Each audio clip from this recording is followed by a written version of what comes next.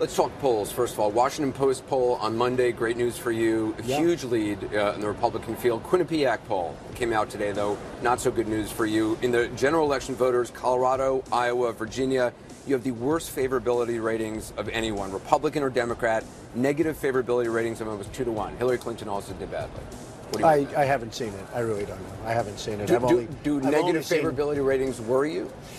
I don't think so. I mean, I've turned a lot of them around. And as you know, in North Carolina, it was negative, and now it's like tremendously positive. And when people hear what I say about the vets and how strong my commitment is to the vets, they've been treated so badly, and to the border, which is just horrible. I mean, every time people listen to me, all of a sudden it becomes very favorable. A good example would be North Carolina, where it's so positive.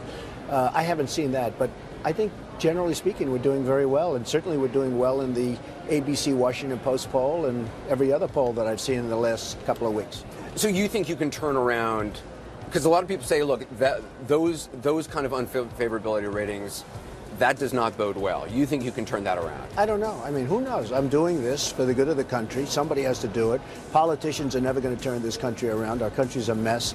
The politicians are going to destroy this country. They're weak and they're ineffective, and they're controlled by the lobbyists and the special interests. So, well, I have no idea. You talk about the lobbyists and the special interests, though. You and I talked last time. You've given a lot of money to politicians over the years. You give to Democrats, you give to Republicans. Aren't you part of the problem? I would, absolutely, 100%. Absolutely. I was on the other side. They will do whatever I want up until you decide to run. So they isn't that hypocritical to say, oh, this is a problem, but I'm going to make the most of this problem? It's called playing the game. I was a businessman.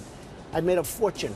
I made a lot of money. I posted over $10 billion. So in order to make money, it's okay to play the game? Well, it's called your life. I mean, I'm a businessman, and I contribute to people, and they treat me nicely and everything else. And so how do you change that? How do you change that culture of money for access? Look, I just read an article where Bush is meeting with all these lobbyists in Washington, has a meeting with all these lobbyists. Every one of those lobbyists that gives money, they expect something for it. And that's a bad thing. Don't you have lobbyists, though? Absolutely. I've had lobbyists, and I've had some very good ones. They could do anything. They can take a politician and have them jump off this ledge. Can you actually change that culture of corruption? Well, you can, in the sense that the top person can't be bought.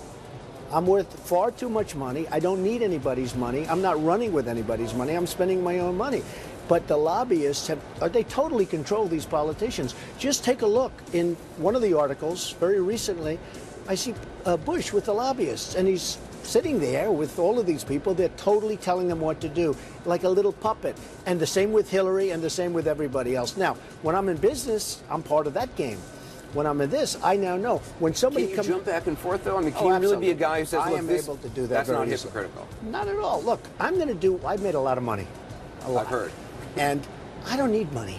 And I don't need money to run. I don't need $5,000 here, $10,000. These guys are desperate for money. I don't need it. I'm going to do what's right for the country. Who'd run your business if you're president? My children and executives. I have very good executives and great children. They're very good. Talking yesterday, Jeb Bush said, if we embrace this language of divisiveness and ugliness, we'll never win. Well, when you say divisive, okay? No, he said. No, but you're quoting him. Yeah. So when you quote divisive, right. I mean, I get called all these horrible names by Lindsey Graham, who I don't even know. I didn't start it with Lindsey Graham. I couldn't care less about Lindsey Graham. He's registered at, I think, 0 in the poll. By Rick Perry from Texas, who was up in my office a few years ago. I just posted a picture of him shaking my hand, looking for money and looking for support. And he was up, people say, I call it hypocrite. But they're saying horrible things like, I don't even know these people, and they're saying these. Now, am I supposed to, just say, oh, it's okay for them to say, one guy, I guess it was Lindsey Graham, called me a jackass. So am I supposed to say, oh, it's okay if I'm called a jackass? I'm called a jackass. You have to fight back. The country has to fight back.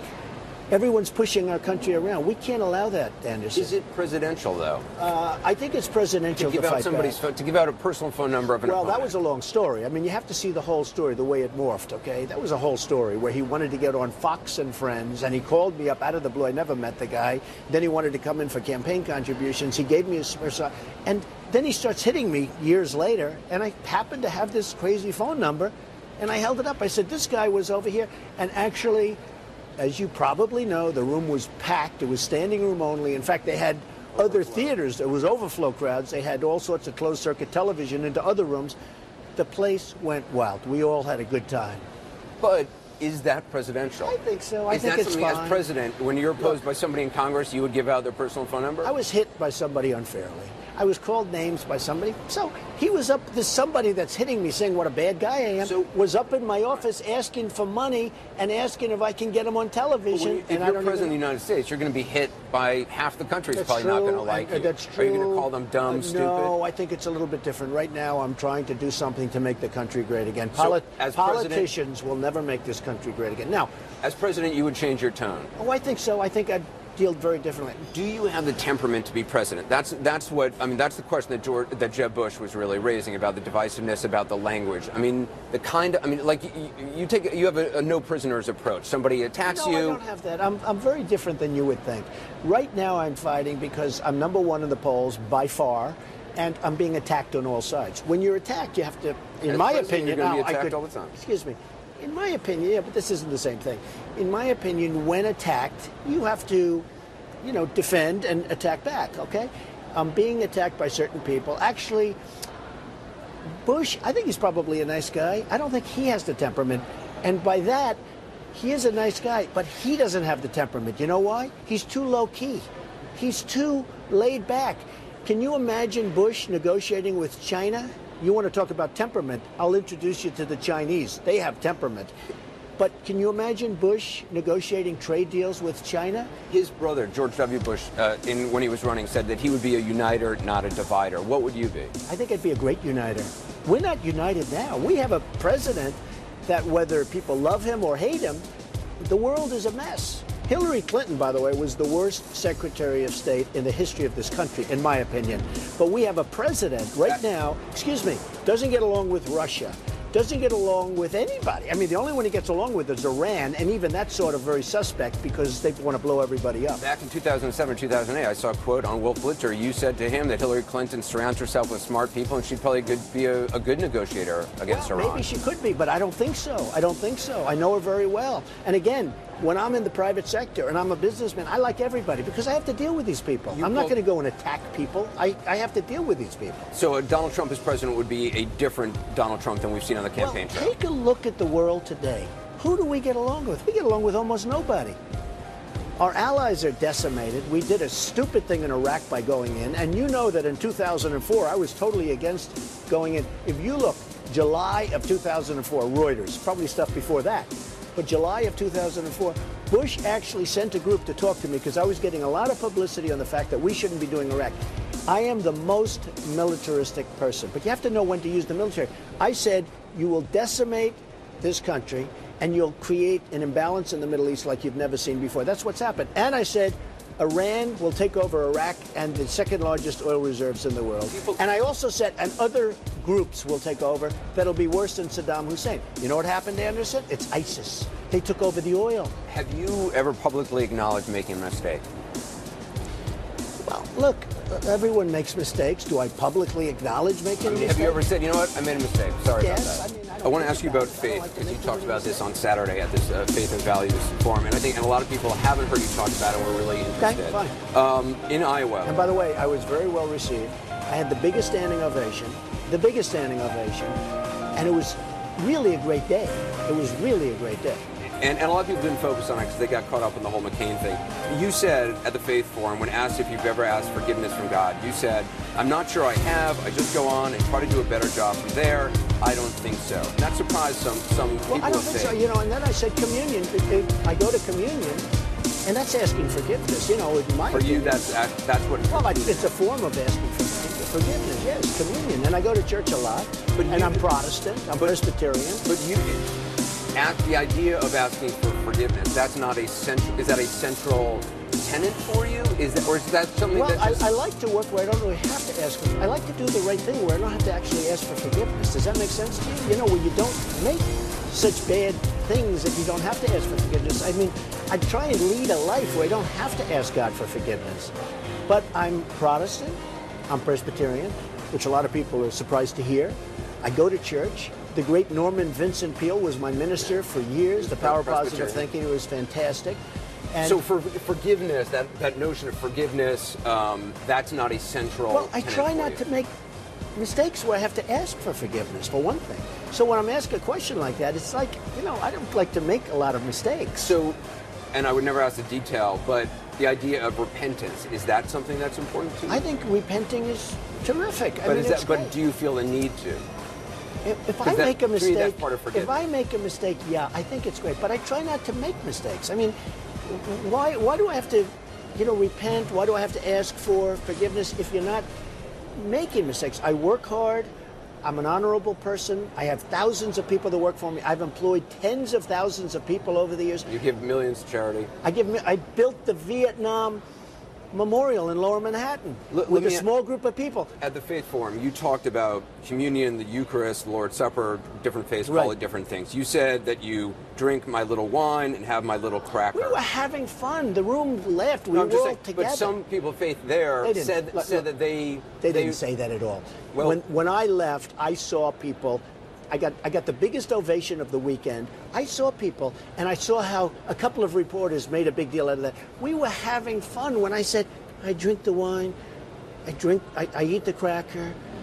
But we're talking about communion. Okay. And you know what? The whole room was laughing. And they're religious people, and they're great people. They're great people. But the whole room was laughing. Eric Erickson of Red State said, based on your comments about faith on Saturday, that it's, quote, largely closed the books on evangelical support. Do you believe I don't think so, because I just saw polls in Iowa that I'm doing really well. I mean, in terms of Iowa, where it's a very big group of people, I'm doing really well. The Quinnipiac poll in Iowa among general voters. I don't know. You keep bringing up negative. You only want to talk about negative. Why don't you bring up the positive polls? I did. You start off. Excuse me. You start off with the interview. No, I started off with the Washington Post poll. You start off the interview with a poll that I didn't even know existed. I started off with the Washington Post poll intentionally because I knew you would accuse me of that. Sure. All I know is every poll I'm leading in, and you give me these two polls where it's different states. They're not even a national. We'll check the record. I started off with the Washington Post poll where you are way out in front. I think it's very unfair. You're talking about a poll I never even saw. It's not even a today. poll. It's not even a poll. It's on 3 different states, and you're hitting me with this. And I think frankly, I think it's a very fair question. Okay. I think it's an extremely. You start off the interview with that.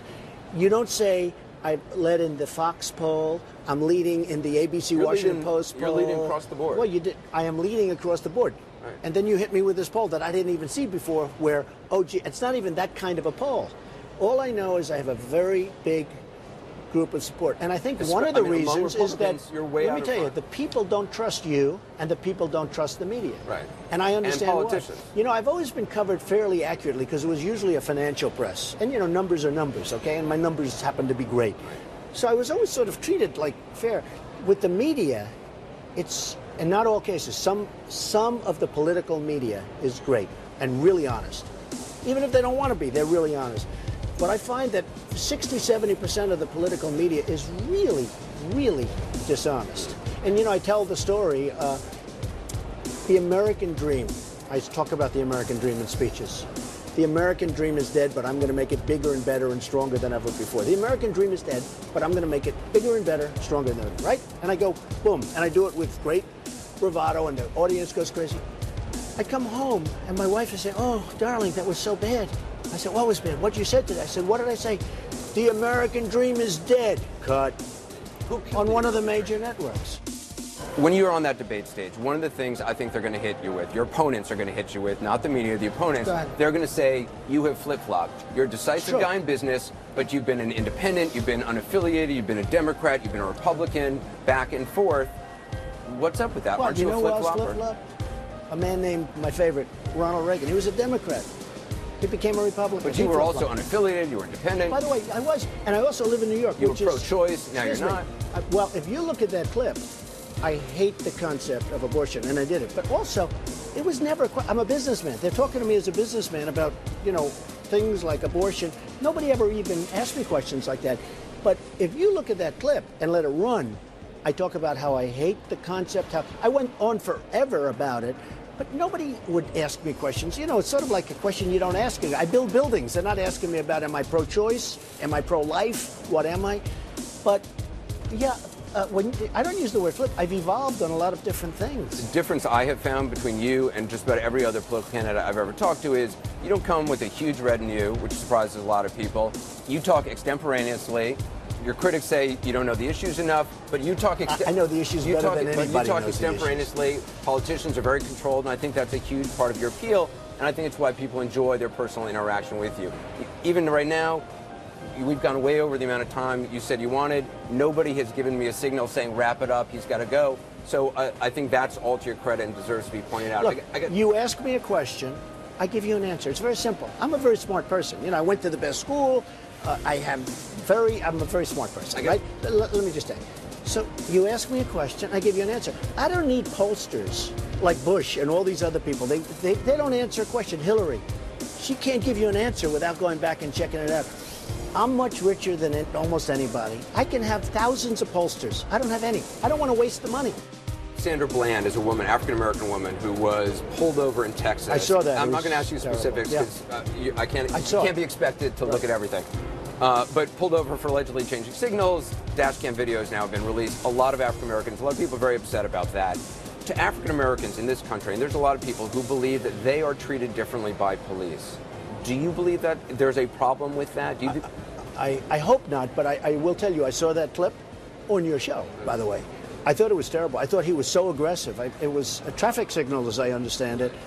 And, you know, who gets out of a car for a traffic signal?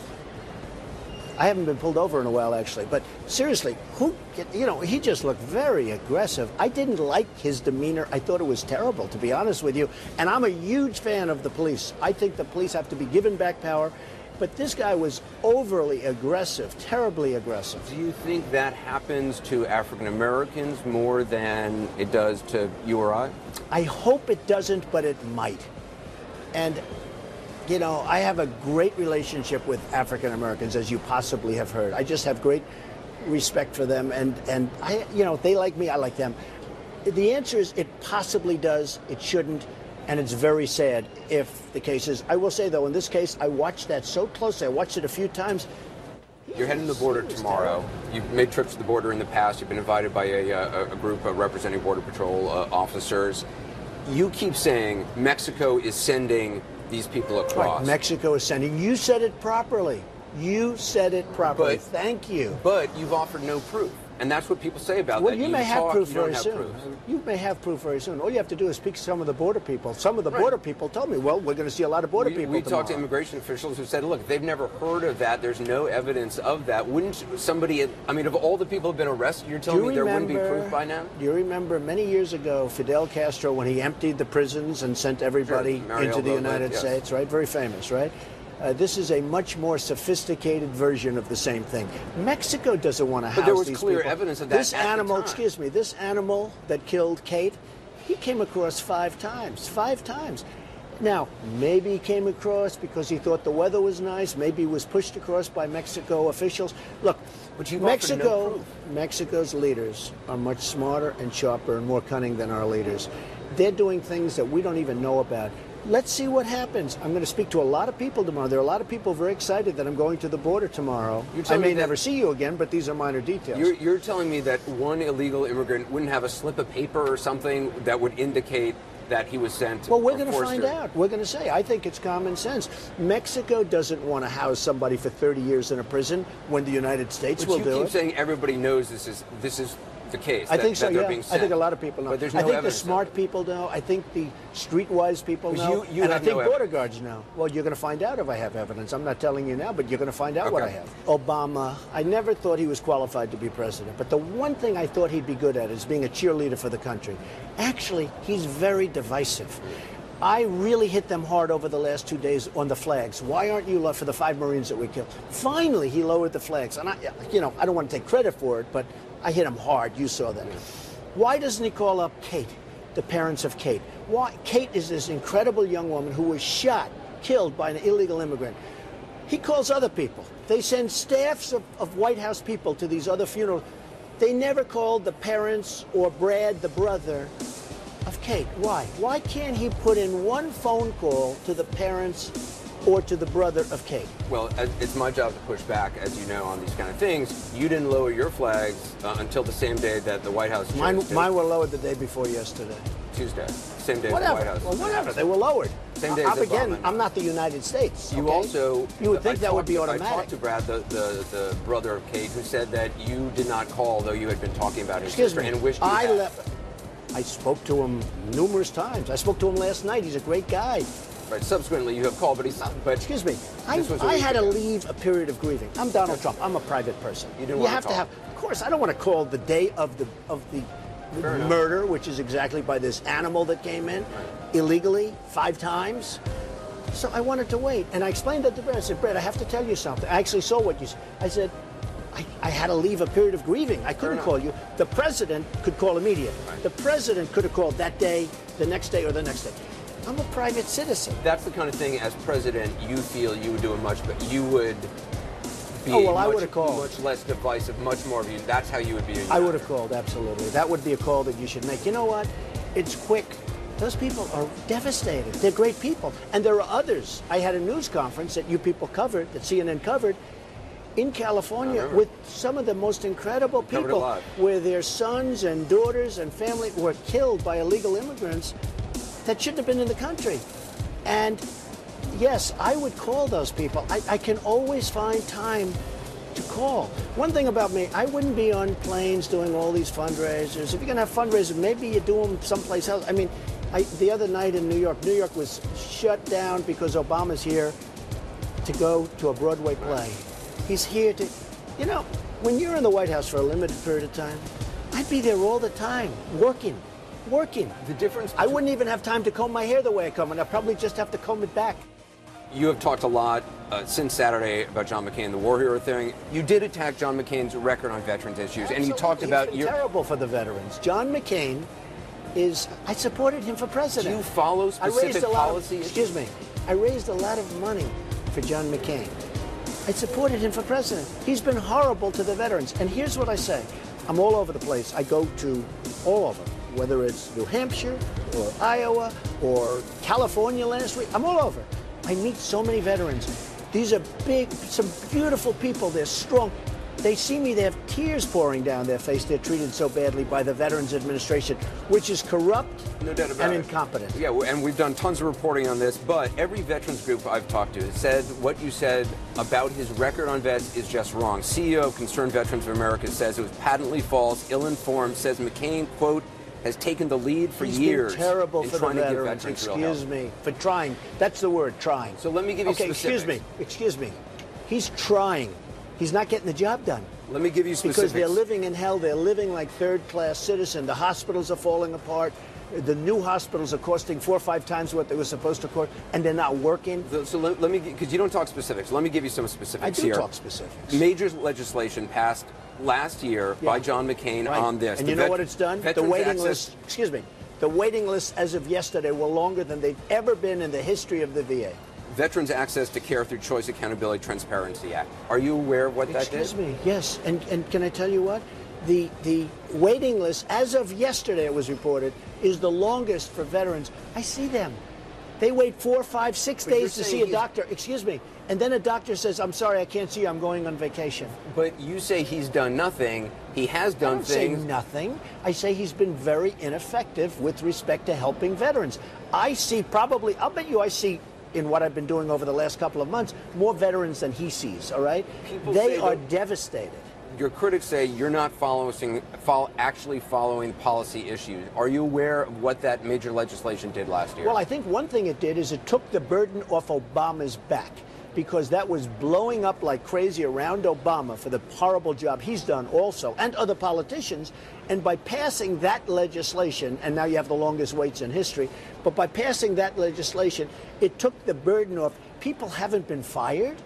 There's scandals all over the place. But that act actually makes it easier to fire VA officials. That act gives $500 million. It builds 26 new hospitals. In the meantime, it hasn't been used, and they haven't been fired, and the VA's in worse shape than it's ever been in. It's typical political stuff. And I will tell you, the one thing with that act that's really bad, it took the burden off Obama. He was getting decimated, and that was a good thing because it showed the plight of the veterans. Veterans are being decimated. Just this year, McCain introduced the Clay Hunt Suicide Prevention Act for American vets. Are you aware of that? Have you been following that? I know he's introduced things, but nothing happens with them. And frankly, even when they get passed, whether it's 2 years ago or this year, and you give me names, I can give you many names of people that absolutely don't like John McCain because they felt that he let the veterans down. You've started a hotline for vets. John McCain's office says, look, we got 5 full-time caseworkers. In this year alone, they say they've dealt with 2,000 cases for vets. I hope you're not trying to make the case that the veterans are being properly taken care of. I'm not. We've done tons of reporting. Like you are. No, I'm just saying you're attacking John McCain's record. I'm asking specific. Probably the most corrupt group in this country is the Veterans Administration. Now, you could say corrupt or incompetent. It's both.